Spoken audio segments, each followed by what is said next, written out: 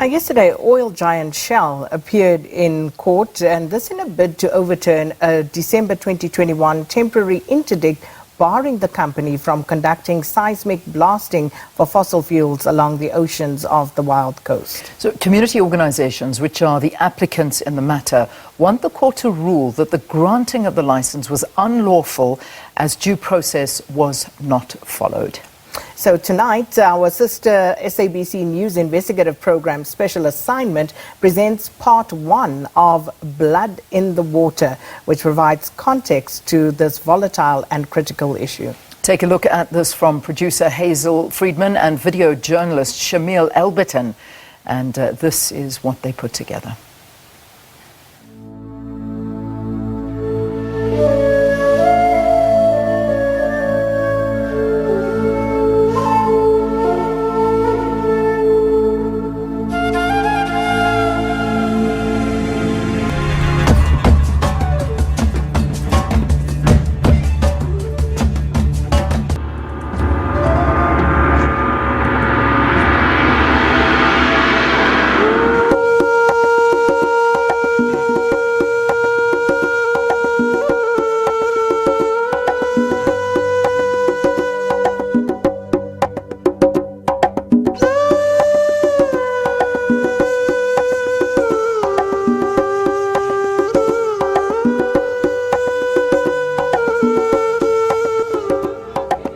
An anxious crowd has gathered outside the Makhanda High Court in the Eastern Cape as multinational oil giant Shell prepares to try and overturn a temporary interdict preventing it from conducting seismic drilling for oil and gas in the ocean along the Wild Coast.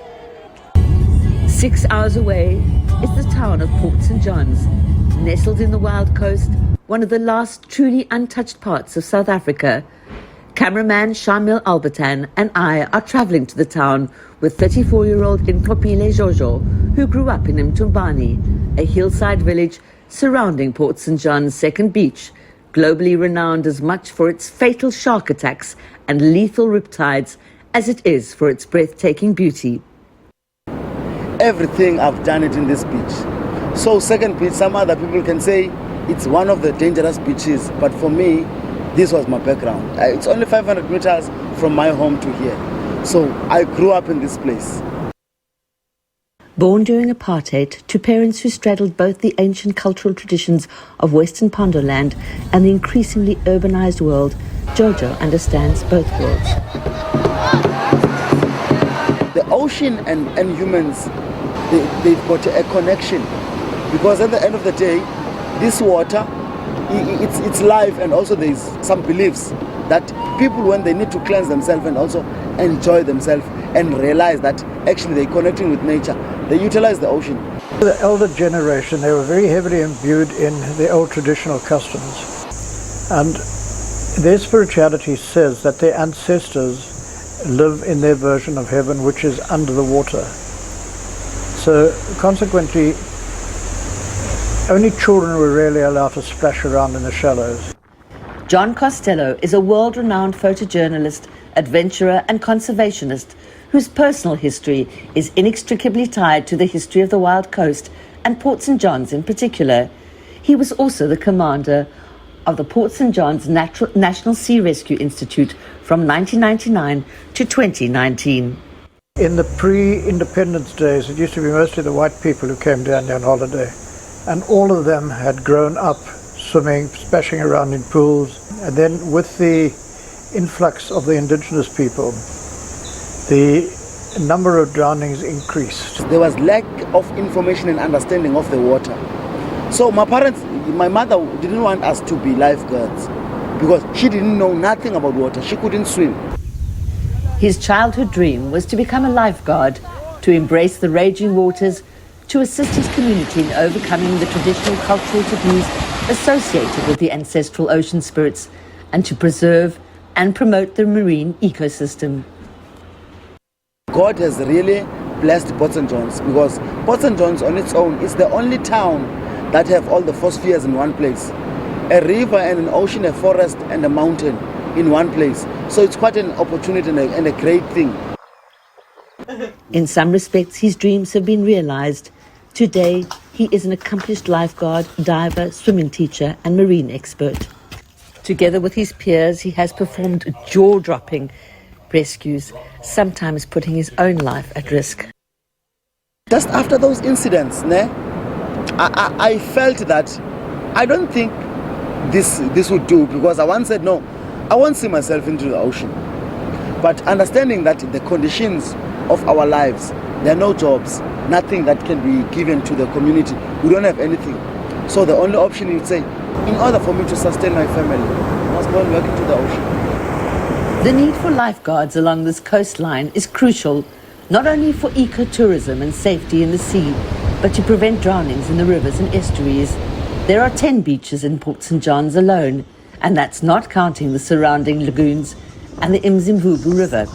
We need to provide services at each one of those beaches, but then also reaching inland along the rivers with the education, with the survival swimming training, so that we prevent drowning first of all, and then both for the local people and particularly the children that swim in those environments. Of drownings, they normally occur in the communities, whereby people will be going to fetch wood, but suddenly when they enjoy themselves and then someone fell in a river and start drowning. And others, they occur at the ocean, where people, they just come, let's say late in the afternoon, when they come to a second beach and enjoy themselves, when there are no lifeguards. The initiative of trying to educate and also bring that information to people is that they should be at least water smart. The two provinces really with the highest rate of drowning are KwaZulu-Natal and in the Eastern Cape, and that's not surprising because they have the most complex water-related environment. So all the rivers, estuaries, dams, canals, and the sea, and we really, need a footprint all along that coast. The importance of water safety has been driven home by the recent floods in KwaZulu-Natal that spread to the eastern coast and the Wild Coast, ravaging coastal communities, causing death, destroying rural infrastructure and damaging hundreds of homes in Port St. John's alone. MEC for Social Development and MEC for Human Settlement need to come on board so that they can see what they can do. We pledge that also as the municipality, in whichever process we are going to be with them, we are going to make sure that at least those things are done which belong to the district, the province and also locally. The local authorities are so concerned about looking after themselves and their roles that they don't really have that degree of consideration for the youths. You don't see any incentive coming down from those who play the role that they should be playing. So these fellows have had to go out and find people to come and teach them and then develop themselves, which is what they've done over the years and done it with a great degree of ability. We go to schools, we go to communities and educate people.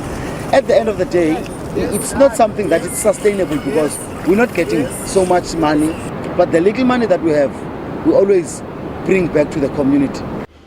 Since 1994, there have been several initiatives aimed at empowering unemployed youth with the skills to participate in the country's marine tourism sector. For example, in 2017, by the South African Maritime Safety Authority. But these have still been unable to provide sustainable employment. If this government can just give an eye to what we are doing as lifeguards. If you have a look at the dozens of wonderful youths that run around the country who unfortunately are not being recognized, and nobody's putting a hand out to help them apart from the odd organization. Private and volunteer organizations like the NSRI have also been instrumental in developing the sector. The long-term vision is to create that combination of services and with a drowning prevention focus, so all our water safety and survival swimming education, creating a hub in Port St. John's from which to launch all these other services. So that would be the kind of center for all these operations. I had a vision of leaving one of the first fully run black NSRI stations in South Africa. And I took this along to all of the people who were in authority at the time to seek assistance from them. The people in authority should be able to look at and find merits with it and assist to make these dreams a reality. And they failed to do this continuously. Instead of playing a pivotal role through drowning prevention, ecotourism and marine education, most of Port St. John's lifeguards have been left high and dry. The only job that I have in Port St. John's is to be a lifeguard. but I don't get employed at home. We are this generation that we will be like, sometimes we're not operational, or it's like we've got so much anger. The reason why it's because we see politicians, they're not helping. They are literally not helping.